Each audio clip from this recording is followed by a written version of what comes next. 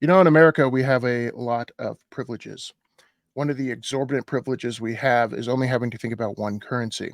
Since we have the world reserve currency as the dollar, most people don't have to go around managing two exchange rates. In other countries, they do. Think of Argentina. As soon as they get paid in Argentinian pesos, they want to exchange those for dollars immediately. And they're always thinking of prices in two currencies.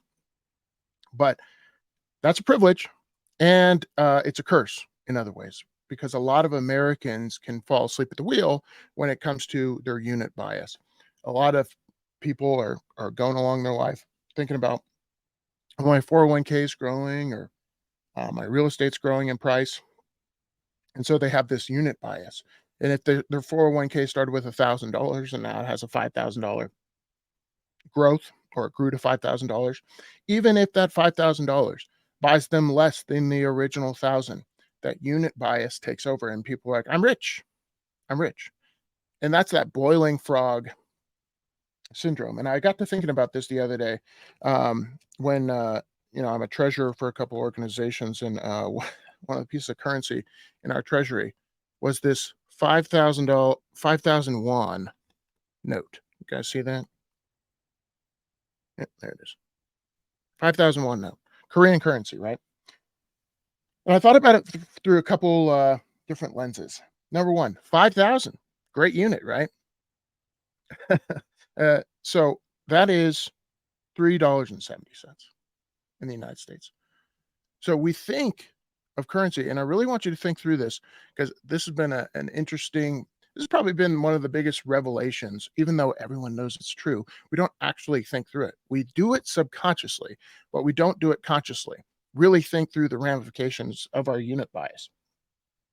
But number one, 5,000 seems better, but it depends on the unit you're measuring it in, right? So what we really care about is the purchasing power of that currency. And we really need to think about what currency is, right? And there's no better example of what currency is than if I tried to pay you in America with this currency.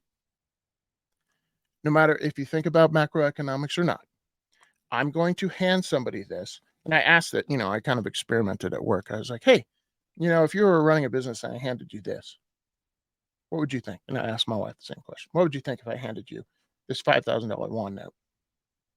They'd be like, I'd say I wouldn't want it. And I really asked them, think through why you don't want it. And the real answer is they can't buy anything else with it. That's the real answer, right? If this was just as transferable as dollars in our society, just like dollars are in an Argentinian society, or in Lebanon, or in Turkey, they're using dollars, hard currency. It's not a hard currency, but they're using the actual paper currency, and they prefer to have it. If that was as exchangeable, this one was as exchangeable as dollars were in America, they'd take it. But they realize subconsciously, if they take that currency, they won't be able to exchange it for another good or service. So I ask you guys to think about that in relation to our unit bias. When we see things grow exponentially, we're seeing things like real estate grow exponentially. And I ask you to value it in something fixed. Maybe that's gold. Maybe that's Bitcoin. Maybe that's oil. But some kind of hard commodity. Value the stock market, value real estate in something fixed, and see if the unit bias changes. Because your unit bias of dollars, you're thinking you're getting rich oftentimes. And maybe you are. But how much purchasing power are you actually gaining? Which is what you care about. It's not the numbers on the screen. But that's the confusing part, because a lot of people think number on the screen go up, my purchasing power is going up. But they realize also that their bills are going up, right? Their purchasing power is going down. So which one's happening faster, right? Is your 401k growing faster than your purchasing power is going down? A lot of times the answer is no. A lot of times the answer is no. So all of us have this unit bias, and they never think that subconscious feeling of, hey, I'm going to pay you in won instead of dollars. So I hand this to you, and that feeling you have is, I don't want that. They never think that feeling would happen with the dollar, where one day in America, you go somewhere and you hand them a paper bill and they say, I don't want that. And that's exactly what's happening in Turkey, in Lebanon, and even though the government and in Argentina and a bunch of other countries, even though the government is saying, you have to take this currency, this is the black market forms.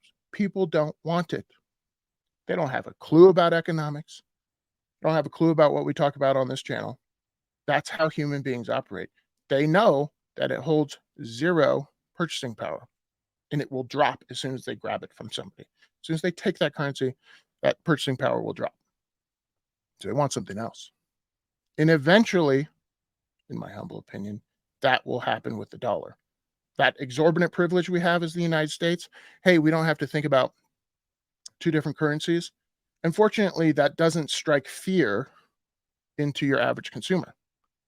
Every other person, in the world often has to think about two currencies. And so when they see one currency doing really well and their currency doing really bad, they start to really pay attention.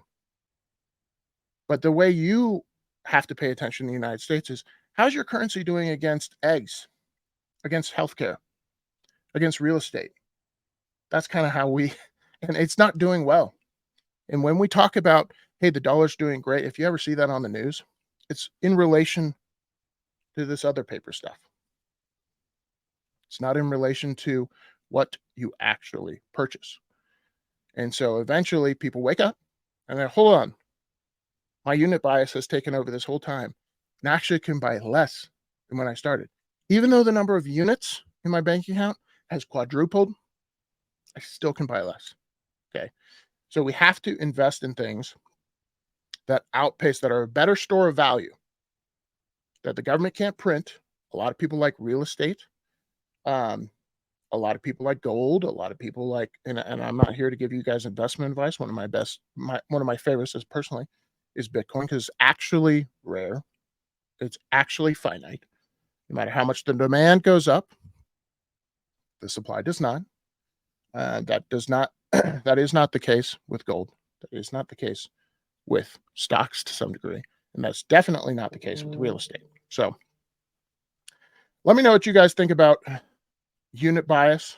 I was just thinking about that to myself the other day. And it's like, what causes people to kind of fall asleep at the wheel? And yet, subconsciously, they still know this to be true because their actions really show what they actually think, right? Even though they don't think through the actual problems and why they think that way.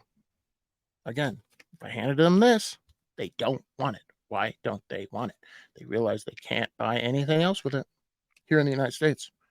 That will eventually happen with the dollar, in my opinion. All right, let me know what you guys think in the comments below. See you all in the next one. Peace.